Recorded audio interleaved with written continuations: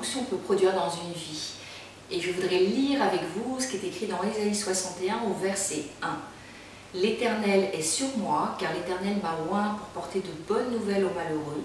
Il m'a envoyé pour guérir ceux qui ont le cœur brisé, pour proclamer aux captifs la liberté et aux prisonniers la délivrance, pour publier une année de grâce de l'Éternel. » C'est un programme tout à fait merveilleux, ce que je viens de vous lire.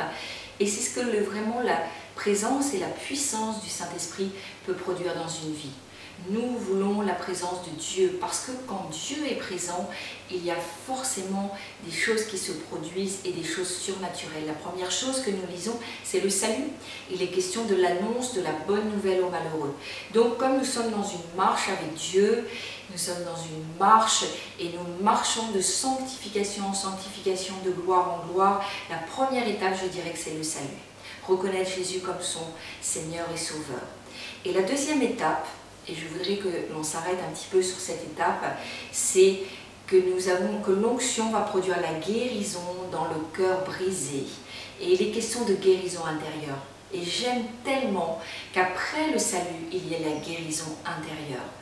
Parce que je crois qu'avant de venir au Seigneur, nous pouvons avoir des blessures dans nos vies, il y a des endroits, des fissures dans nos vies, des choses qui continuent de nous blesser et de nous faire souffrir. Pour vous donner quelques exemples, cela peut être à cause des addictions, des abus que nous avons pu vivre. Cela peut être également à cause du contrôle, de la manipulation dans nos vies. Cela peut être également dû à toutes formes de traumatismes, les traumatismes émotionnels, psychologiques, psychisme, etc. Et toutes ces choses vont faire que, et puis bien sûr les traumatismes de la vie, si j'ai vécu un deuil, si j'ai vécu une séparation, etc. Et ces choses vont faire que ça va me blesser à l'intérieur, ça va blesser mon âme. Et Jésus dit que quand l'onction vient, la première chose c'est le salut et la deuxième chose c'est la guérison intérieure. Je crois que cela est pour vous aujourd'hui si vous m'écoutez et vous devez vraiment prier, nous devons prier pour que vraiment il y ait un baume et que Jésus vienne guérir vraiment nos vies blessées, nos cœurs brisés. Et la troisième étape, et je voudrais vraiment aussi m'arrêter dessus, c'est la délivrance.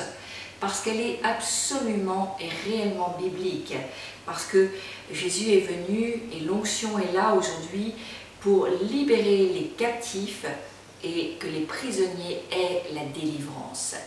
Nous sommes des fois captifs de bien des choses dans nos vies et nous avons besoin de délivrance si bien sûr l'ennemi a pris des droits dans nos vies. Quelles que soient les choses que nous avons pu faire avant de connaître le Seigneur, peut-être nous avons été dans la sorcellerie, l'occultisme, des choses qui étaient contraires à ce que la parole de Dieu dit. Et ces choses-là, si nous ne les avons pas amenées à la lumière du Seigneur Jésus, elles sont toujours actives dans nos vies. Je voudrais vraiment vous encourager aujourd'hui, parce que le salut est pour vous, parce qu'il est écrit que c'est une année de grâce de l'Éternel. Et si vous m'écoutez, vous pouvez aujourd'hui accepter le Seigneur Jésus dans votre vie. Et nous pouvons et nous devons prier également pour notre guérison intérieure et pour notre délivrance individuelle. C'est la volonté de Dieu pour vous. Soyez pleinement bénis. À très bientôt.